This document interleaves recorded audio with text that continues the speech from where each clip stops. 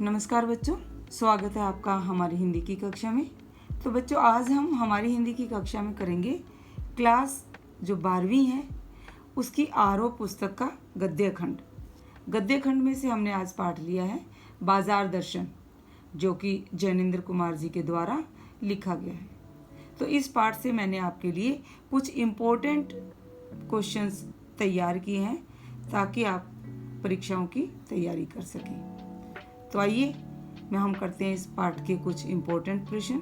ये प्रश्न एक एक नंबर के हैं और कुछ बड़े भी हैं। जो भी इम्पोर्टेंट प्रश्न बनते हैं वो सारे मैंने आपके लिए तैयार किए हैं। तो आइए शुरू करते हैं। प्रश्न 1, बाजार दर्शन पाठ के लेखक का नाम बताओ। तो इस पाठ के लेखक हैं जैनेन्द्र कुमार। बाजार दर्शन पाठ की विधा का नाम बताओ।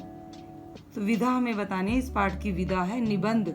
ये निबंध विधा के अंतर्गत आता है। अगला प्रश्न है, लेखक के पहले मित्र ने फालतू खरीदारी का कारण किसे बताया। पाठ में लेखक ने जिक्र किया है अपने 2 मित्रों का। जो पहले मित्र है वो बहुत अधिक फालतू खरीदारी कर लाए थे, तो उसका कारण वो अपनी पत्नी को बताते हैं कि पत्नी साथ थी इसलिए फालतू खरीदारी हो गई। अगला प्रश्न है, लेखक के अनुसार पैसा क्या है। तो उसका उत्तर होगा पावर, या फिर उसका परचेजिंग पावर, खरीदने की ताकत।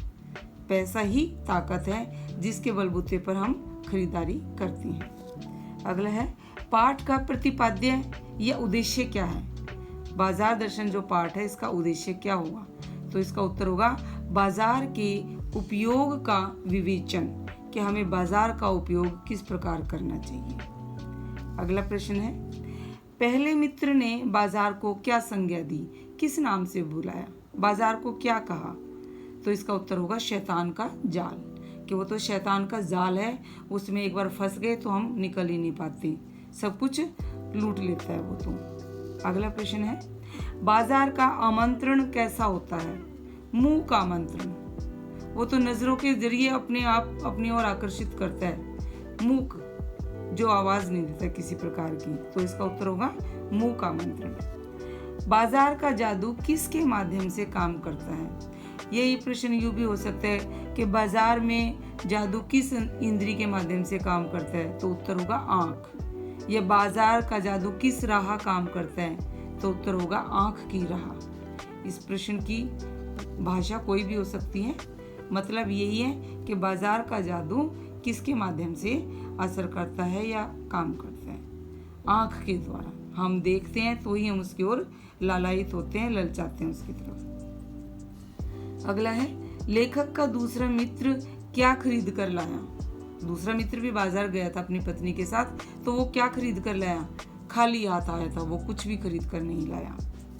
अगला है, बाजार का जादू चढ़ने पर मनुष्य क्या करता है। उत्तर होगा इसका अनावश्यक खरीदारी, अर्थात फालतू की खरीदारी कर लेते हैं। जब हमारे सिर पर बाजार का जादू चढ़ता है तो हम अनाप शनाप कुछ भी खरीद लेते हैं। हमें जो कुछ भी वहाँ दिखाई देता है, जो अच्छा लगता है, उसी के हम खरीद लेते हैं। अगला है, संचय की तृष्णा और वैभव की चाह में व्यक्ति की कौन सी विशेषता प्रभावित होती है। इसका उत्तर होगा निर्बलता, कि जब हमारे मन में ये भाव ज़्यादा प्रभावित होते हैं तो हम सबसे ज़्यादा कौन सा हमारा भाव प्रभावित होता है। तो निर्बलता। अगला प्रश्न है, चूरन बेचने वाले महानुभाव को लोग किस नाम से जानते थे। पाठ में जिक्र आया है चूरन बेचने वाले एक महानुभाव का, तो उसका उत्तर होगा भगत जी। बाजार चौक में भगत जी क्या बेचते थे। चूरन, चूरन बेचते थे वो।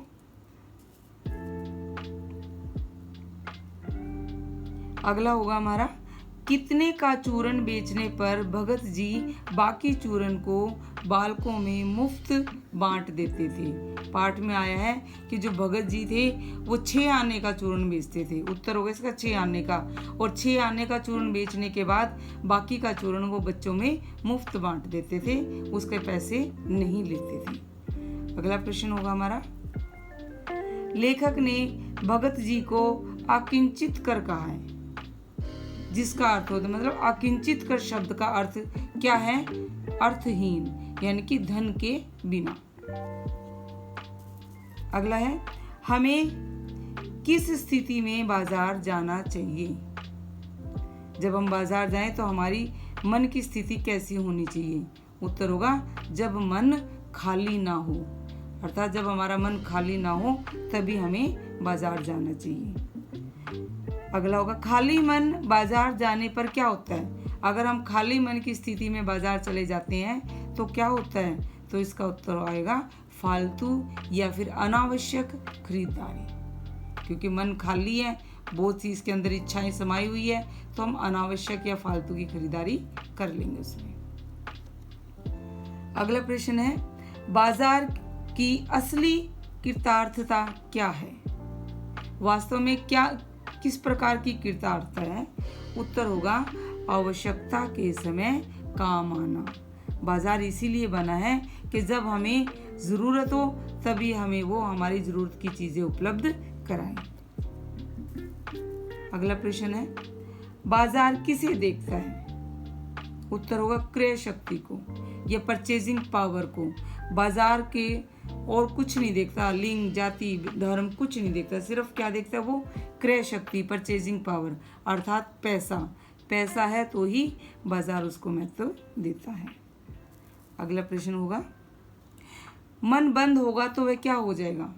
यहाँ मन बंद होने की बात है तो होगा शून्य, शून्य हो जाएगा। क्योंकि खाली मन तो होना चाहिए लेकिन बंद नहीं होना चाहिए। अगर मन बंद कर लिया तो वो शून्य हो जाएगा, एकदम खत्म हो जाएगा। अगला होगा, शून्य होने का अधिकार किसका है? शून्य होने का अधिकार सिर्फ परमात्मा का ही है, वही ये कर सकते हैं। अगला प्रश्न है, मन को बंद करे रखना क्या है? अर्थात हम अपने मन को बंद कर लेते हैं, जबरदस्ती मन की इच्छाओं को मार लेते हैं, तो उसका क्या भाव है? जड़ता। अर्थात मन को बंद कर लेना क्या कहलाएगा? जड़ता। अगला प्रश्न है, जैनेन्द्र जी ने केवल बाजार का पोषण करने वाले अर्थशास्त्र को क्या कहा है? अर्थात जो शास्त्र, अर्थशास्त्र बाजार का, केवल बाजार का पोषण करता है, उसको इन्होंने क्या कहा है? अनीति शास्त्र।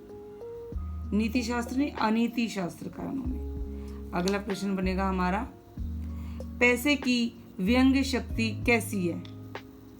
पाठ में जिक्र आया इसका कि पैसे की व्यंग्य शक्ति कैसी है? दारुण, दुखदाई है, कष्ट देने वाली है बहुत अधिक। और अगला प्रश्न है, पैसे की व्यंग्य शक्ति हमें किसके प्रति कृतघ्न कर सकती है? पैसे की व्यंग्य शक्ति ऐसी है कि वो हमें किसी के भी प्रति कृतघ्न कर सकती है, अर्थात अपने सगों के प्रति भी कृतघ्न कर सकती है।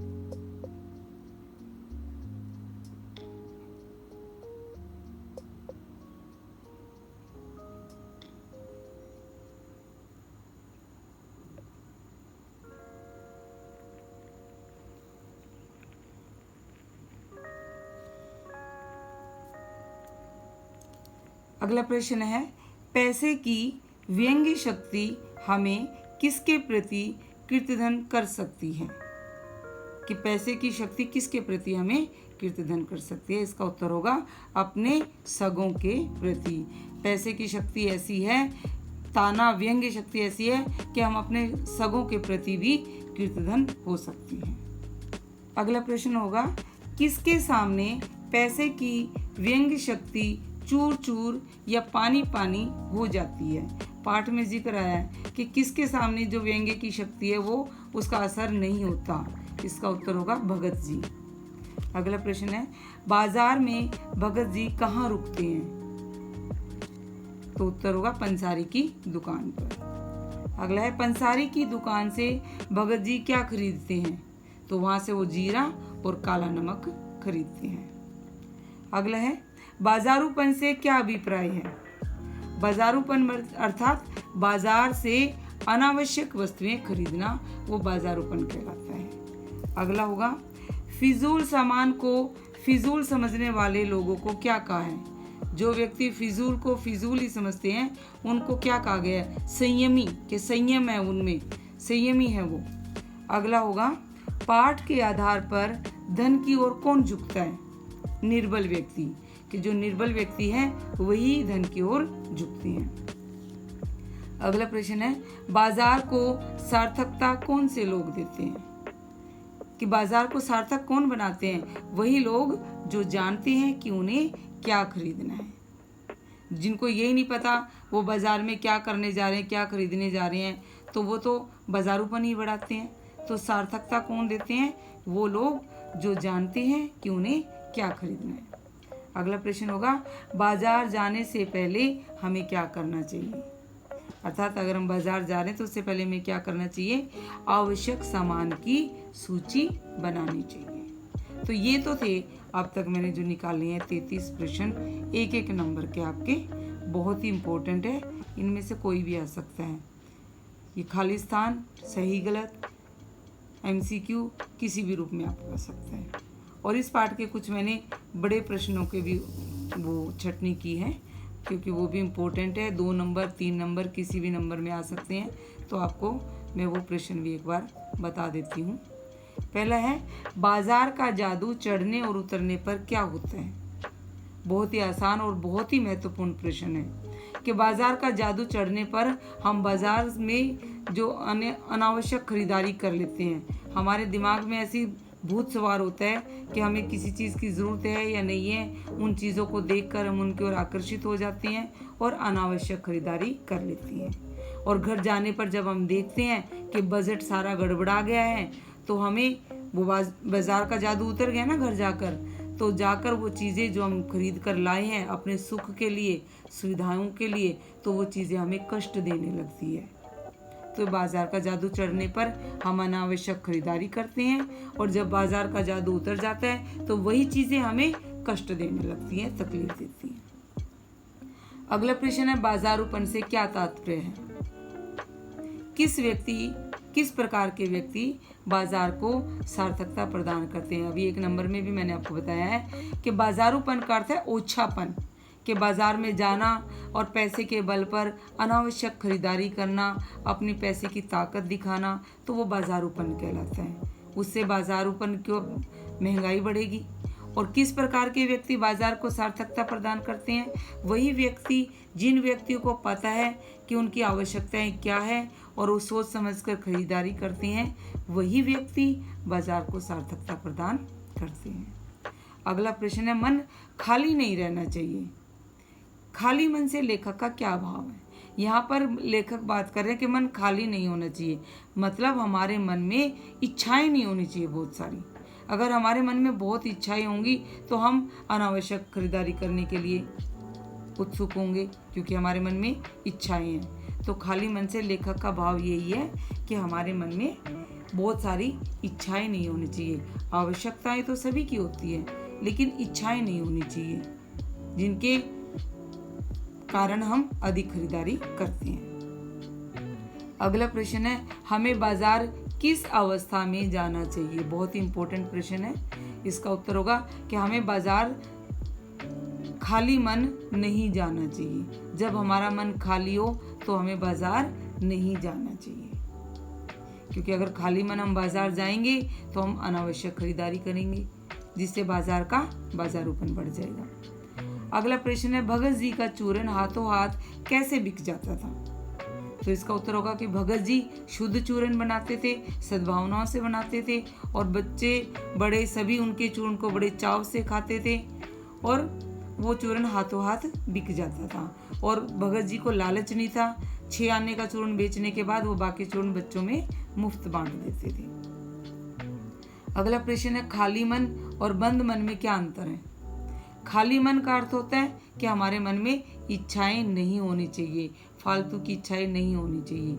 और बंद मन का अर्थ होता है कि हमें अपने मन में इच्छाएं उत्पन्न ही ना होने दे, मन में इच्छाएं जागने ही ना दे, जबरदस्ती मन की इच्छाओं को दबाना, वो होता है बंद मन। क्लियर है? खाली मन मतलब फालतू इच्छाएं नहीं होनी चाहिए, और बंद मन का कि बिल्कुल अपनी इच्छाओं को जबरदस्ती दबा देना, बंद कर देना, उनको बिल्कुल ही मन में इच्छा ना हो।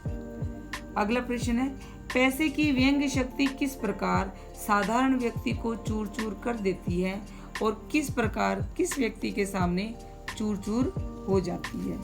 तो यहाँ पर जो पैसे की व्यंग्य शक्ति है वो साधारण व्यक्ति जब आम आदमी अमीर लोगों की कोठी, गाड़ी, बंगले और उनके वैभव को देखते हैं तो उनके मन में ईर्ष्या, द्वेष की भावना पैदा होती है। उनके मन में भी इच्छा होती है कि काश हमारे पास भी ये सब चीज़ें होती है। यहाँ तक कि वो भी मन में ये सोचते कि काश हम भी ऐसे अमीर माँ बाप के यहाँ जन्म लेते ताकि हम भी इस प्रकार की सुविधाओं, ठाट बाट का आनंद लेते। लेकिन जो पैसे की व्यंग्य शक्ति है वो भगत जी जैसे आदमियों के सामने चूर चूर हो जाती है, क्योंकि भगत जी, उनके मन में वो संयमी है। उनके मन में लोभ, लालच, ईर्ष्या, द्वेष इस प्रकार की कोई भी भावनाएं नहीं जागती। वो संतोषी हैं, उनके मन में संतोष है और ज़्यादा कमाने का उनके मन में लालच नहीं है। तो वहाँ पर पैसे की व्यंग्य शक्ति चूर चूर हो जाती है। और अगला प्रश्न है वही भगत जी की चारित्रिक विशेषताओं पर प्रकाश डालिए। ये प्रश्न भी महत्वपूर्ण है। तो वही बताएंगे, भगत जी संतोषी हैं, संयमी हैं, उनके मन में ईर्ष्या, द्वेष भावनाएं नहीं है। वो पैसे को ज़्यादा संचित करने की चाह नहीं है उनके मन में कि ज़्यादा इकट्ठा करूं। तो इस प्रकार हम भगत जी की चरित्र की विशेषताएं बताएंगे। तो बेटा ये तो थे कुछ इस पाठ के 1-1 नंबर के और 2-2 नंबर के, 3 नंबर के, ये किसी भी रूप में आ सकते हैं महत्वपूर्ण प्रश्न। तो आप इनको अच्छे से याद कर लें, समझ लें। 1-1 नंबर के तो बिल्कुल उत्तर के साथ ही दिए हैं और बड़े प्रश्नों के उत्तर भी मैंने आपको अच्छे से समझा दिए हैं। आशा करती हूँ आपको अच्छे से समझ में आ गए होंगे। धन्यवाद।